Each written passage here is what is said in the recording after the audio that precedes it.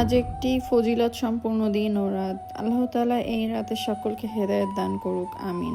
আসসালামু আলাইকুম এভরিওয়ান, আশা করি সবাই ভালো আছেন। চলে আসলাম আরও একটা নতুন ব্লগ ভিডিও নিয়ে। ঘুম থেকে উঠেই কোনো মতে আমি ফ্রেশ হয়ে রেডি হয়ে নিলাম। বিয়ের পর এই প্রথম শবে বরাতটা আম্মু আমাদের সাথে, তাই সকাল সকাল ঘুম থেকে উঠে আম্মু আর আমি চলে গেলাম বাজারের উদ্দেশ্যে। নিচে যেহেতু রিক্সা পাওয়া যায় না, তাই আম্মু আর আমি হেঁটে যাচ্ছিলাম। শবে বরাত যেহেতু, সেই হিসেবে তো রোজা চলেই আসছে, তাই আম্মু বলল একসাথে অনেকগুলো পেঁয়াজ কিনে রাখি, তাই আম্মু বেছে বেছে পেঁয়াজ নিচ্ছিল। যেহেতু আমার বাবা দেশের বাহিরে থাকে আর আমরা দুই মেয়ে, আমি বড় আর আমার ছোট একটা বোন আছে। যেহেতু আমার বাবা দেশের বাহিরে থাকে, আম্মু আর আমার ছোট বোনটা একাই থাকে দেশে, আর আমার বিয়ে হয়ে গেছে, সো এখন আরো একা হয়ে গেছে। তাই আম্মুদেরকে একটু চেষ্টা করি আমাদের কাছে বেশিটা সময় রাখার। আম্মু আসলে বাজার করার দিক থেকে অনেক এক্সপার্ট। কোনটা তাজা কোনটা ভালো হবে সেটা আম্মু খুব ভালো করেই বুঝতে পারে। আর আম্মুর একটা দিক আমার খুব বেশি ভালো লাগে, সেটা হচ্ছে আম্মু যখনই সবজি নেয় বা যেটাই নিক না কেন, আম্মু বেছে বেছে সুন্দর দেখে তাজা দেখে নেয়। আম্মু এটা অনেক বেশি পছন্দ করে যে সে নিজে হাতে গিয়ে বাজার করবে এবং দেখে বেছে নিয়ে আসবে।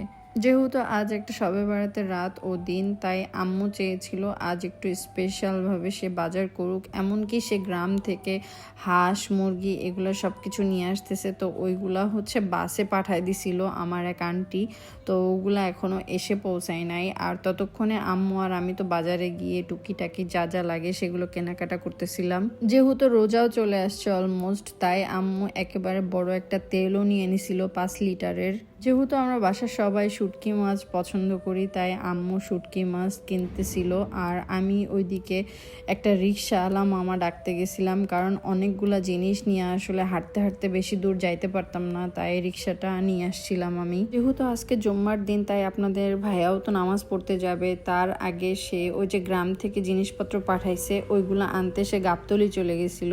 আর ওই ফাঁকে আমি আর আম্মু বসে না থেকে বাজারের কাজটা কমপ্লিট করে নিছিলাম। আসলে আমার বিয়ে হয়ে গেছে ঠিকই, কিন্তু এখনো পর্যন্ত আমি আমার মায়ের কাছে ছোটই রয়ে গেছি। এটাই হয় বুঝি, আসলে বাবা মার কাছে সন্তানরা কখনোই বড় হয় না। যেহেতু আমরা মাত্র 2টা বোন, আমাদের কোনো ভাই নাই, অর্থাৎ আম্মুর কোনো ছেলে সন্তান নাই, তাই আম্মু জামাইয়ের মাঝেই তার ছেলেকে খুঁজে পায়। আর আপনাদের ভাইয়াও আল্লাহ রহমতে ওরকমই হয়েছে, সে কখনো নিজেকে জামাই হিসাবে উপস্থাপন করে না আম্মুর কাছে। সবকিছু আমরা রিক্সায় নিয়ে আমরা বাসার উদ্দেশ্যে রওনা দিয়েছিলাম বাজার থেকে। আর আম্মু আর আমি অনেকগুলা গল্প করতেছিলাম। বাসার নিচে চলে আসার পরে আম্মু সবকিছু নামাচ্ছিল, আমি আম্মুকে হেল্প করতেছিলাম। আল্লাহ তাআলা যেন প্রতি বছর শবে বরাত এবং রোজা করার তৌফিক সবাইকে দেন। কবুতর এত ছোট ছোট? হ্যাঁ, কবুতর ছোট, এতে এরকমই তো হয়, এর চেয়ে বড় হয় নাকি? ওটা কি? এটা দেশি মুরগি। দেশি মুরগি? হ্যাঁ, আর এটা? এটা হাঁস। এটা হাঁস? আর এটা রাজহাঁস। রাজহাঁস? ওই বাবা, অনেক বড় তো দেখি। শবে বরাত উপলক্ষে আম্মু গ্রাম থেকে রাজাহাঁস, মেরি হাঁস, কবুতর এগুলো সবকিছু নিয়ে আসছে। আমাদের ব্লগগুলো কেমন হচ্ছে সবাই কমেন্টে জানাতে ভুলবেন না। আজকের ব্লগটা এই পর্যন্ত। আল্লাহ হাফেজ।